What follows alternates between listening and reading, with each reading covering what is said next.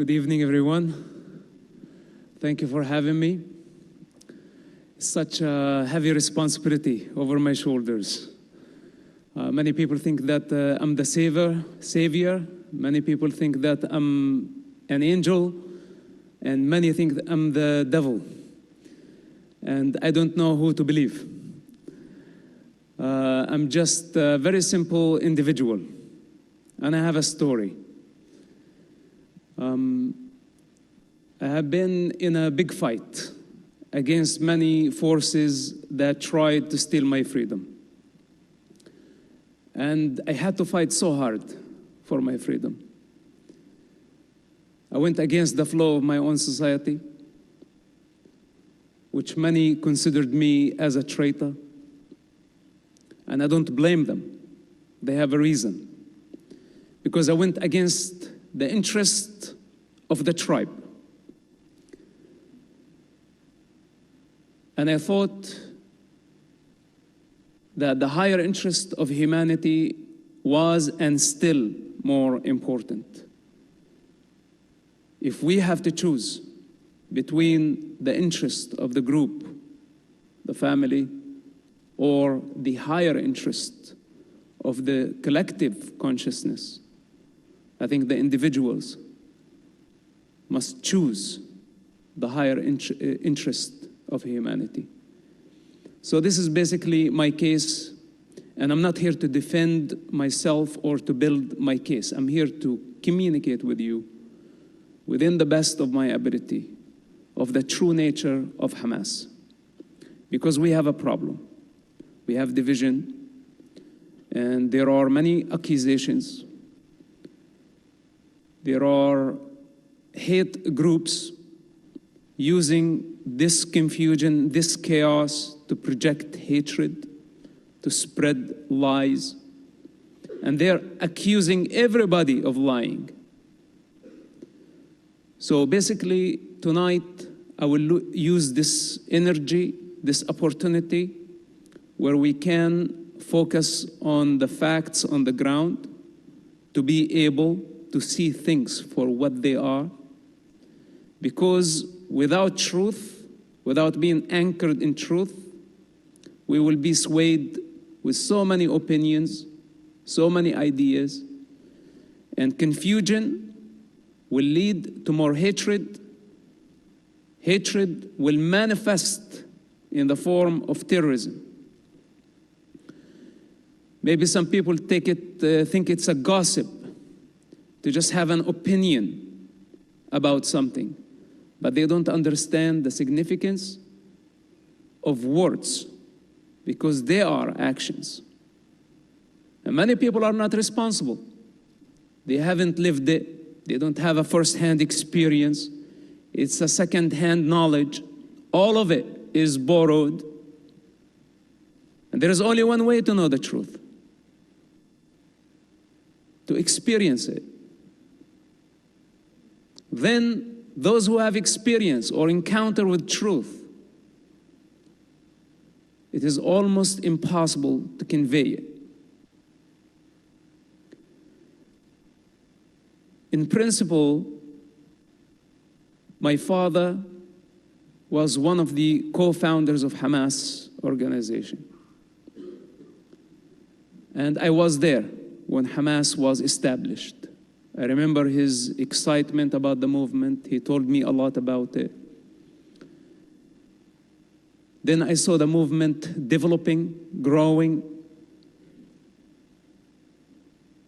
Few years later, Hamas was committing suicide bombing attacks. Maybe some of you weren't even there. What we witnessed on October 7th, that was not the first attack by Hamas. Prior to that, Hamas killed thousands of Palestinians, of Israelis, and hundreds of Palestinians. And Hamas is responsible for the retaliation and sabotaging the entire peace process in the Middle East. Many call them terrorists. But as a person who witnessed their birth, their development, and the atrocities committed by them today, I tell you something, they are beyond a terrorist organization. They pose as a national, resistant movement with the intention to liberate what's so-called Palestine. And I think this is Hamas' first lie, because they are not a resistant movement. Hamas is a religious, ideological movement raging a war, a holy war, against a race, against a nation. They are not a political party. If they were a political party, then they would believe in political borders. But they want a global state. So there is no such a thing as Palestine to Hamas movement. And all the pro-Palestine group, which of course they have the right to express themselves. I'm not against freedom of speech, that everyone have their own independent opinion. But unfortunately, they are given directly and indirectly support to a savage group that just committed genocide against entire communities. They wiped out everything in their way, killing children, women, raping, burning, systematically, ethnically cleansing a race only because they are Jewish. I saw that firsthand, documented by Hamas themselves. I was not surprised by Hamas brutality, because I lived with them in prison for about 27 months. And if you want to get to know someone, spend with them time in prison for 27 months. They tortured Palestinian people, and that was in Israeli prison, because Hamas had suspicion that some Palestinians gave information to the Israeli intelligence, so they didn't know who was, and they tortured many people in the process. During the time I was spending in prison, especially the first imprisonment, dozens were killed and tortured on the hand of Hamas. But October 7, that was completely different. What they did was, or could be, the worst crime in our modern day. And of course, when people see the war victims happening in Gaza, the free world also don't like to see bloodshed.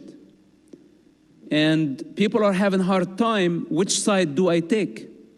Is it Palestine or Israel?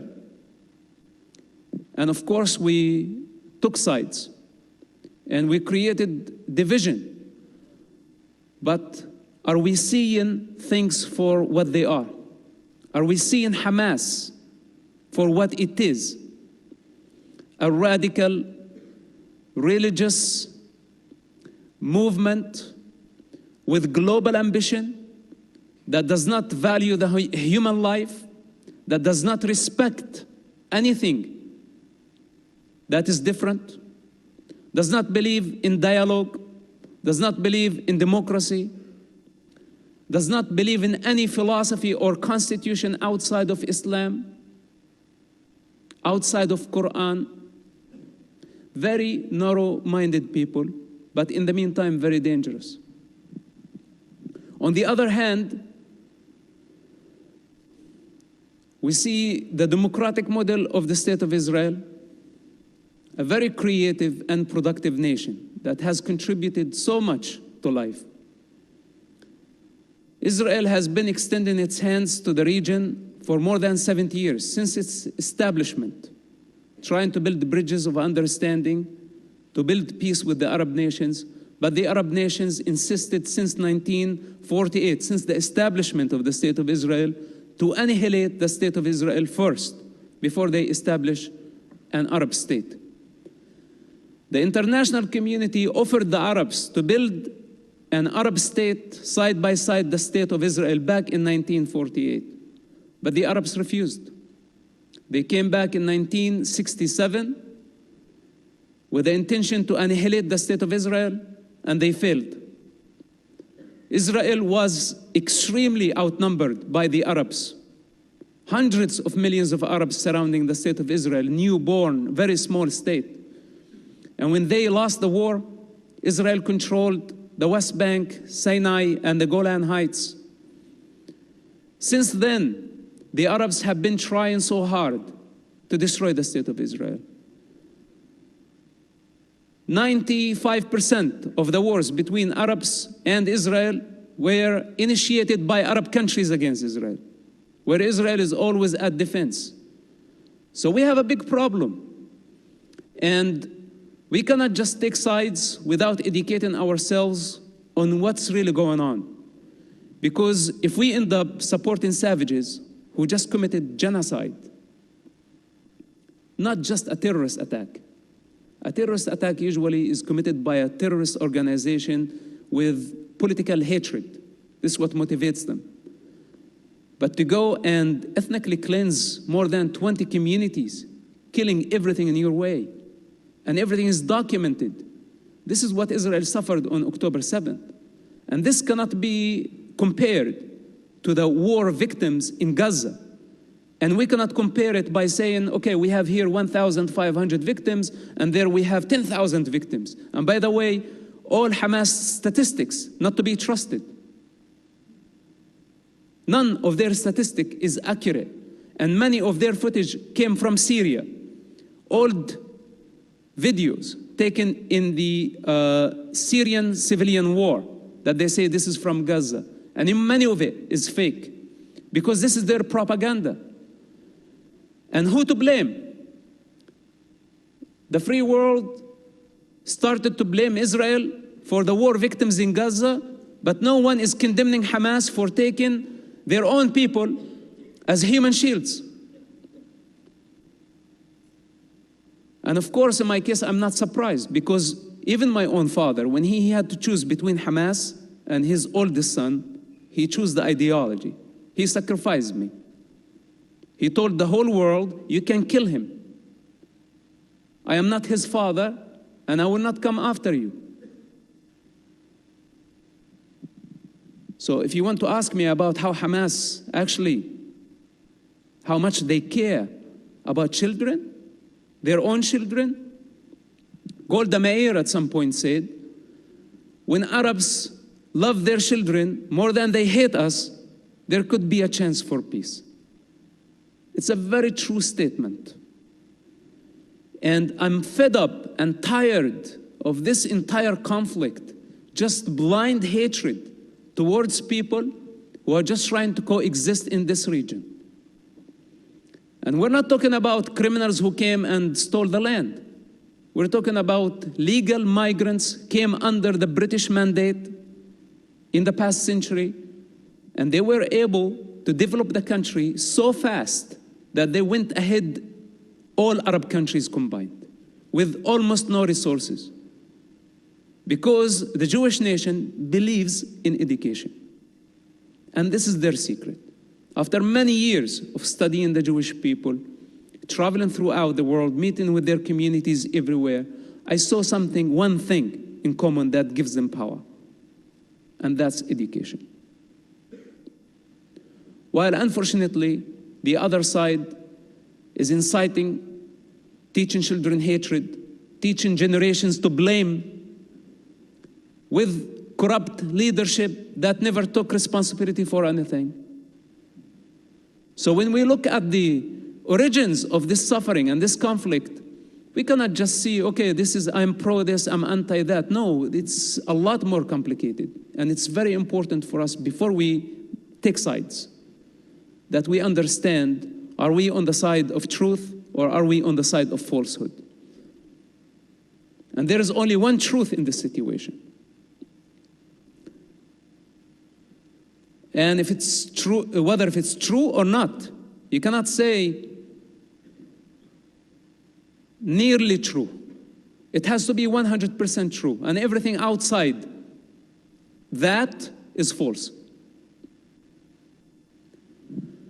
So I can go on and on for eternity.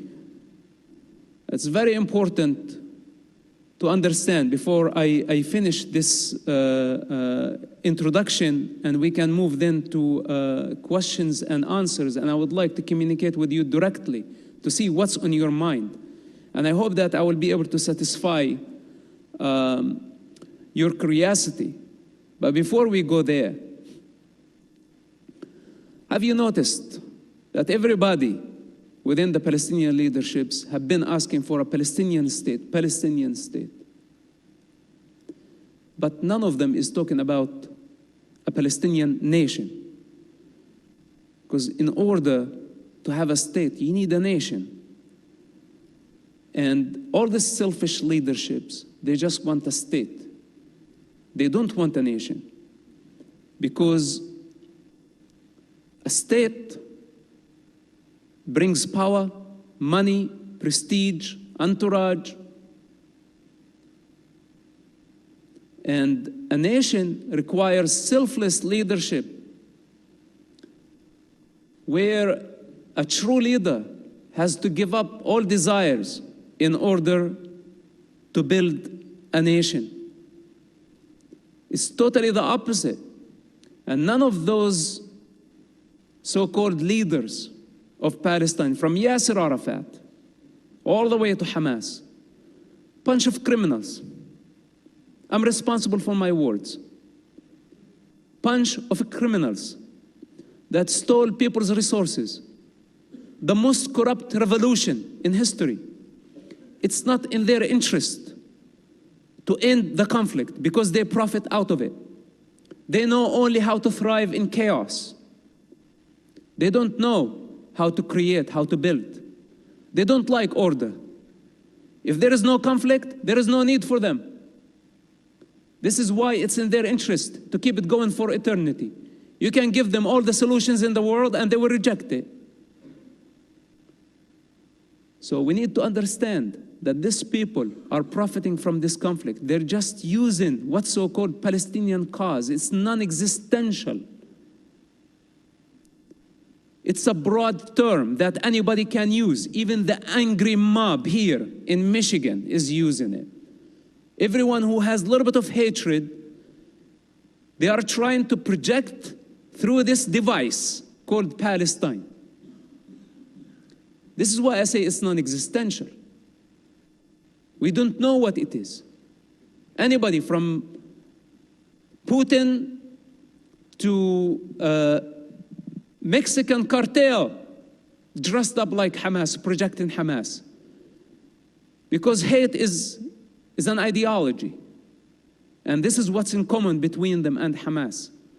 So are we going to allow a bunch of criminals hijack an entire society and we give them support, empowering the predator against the victim, against the prey? That's not acceptable. That's not the way Americans think.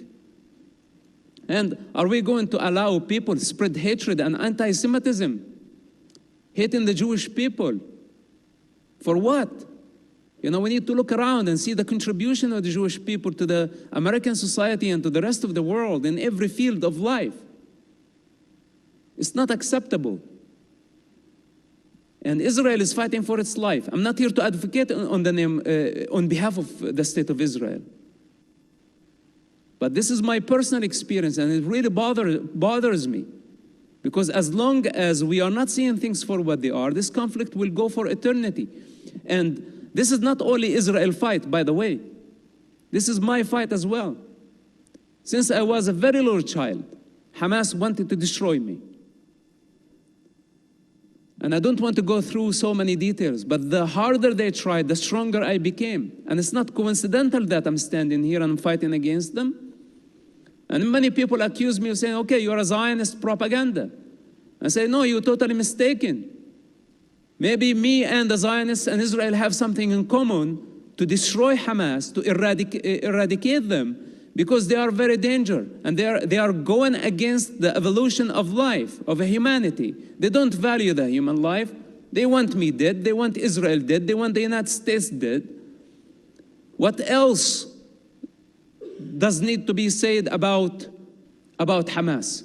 I cannot believe that we are even discussing this. But this is the reality of the situation. And again, I think this is enough for now, enough introduction. And please, if you have any question, we will continue with the conversation, and I will answer as much as I can. Thank you for having me. I appreciate it. Thank you very much.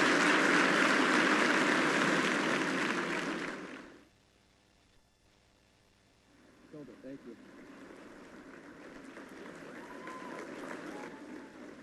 Thank you. Thank you. Please. Please. Thank you. Thank you.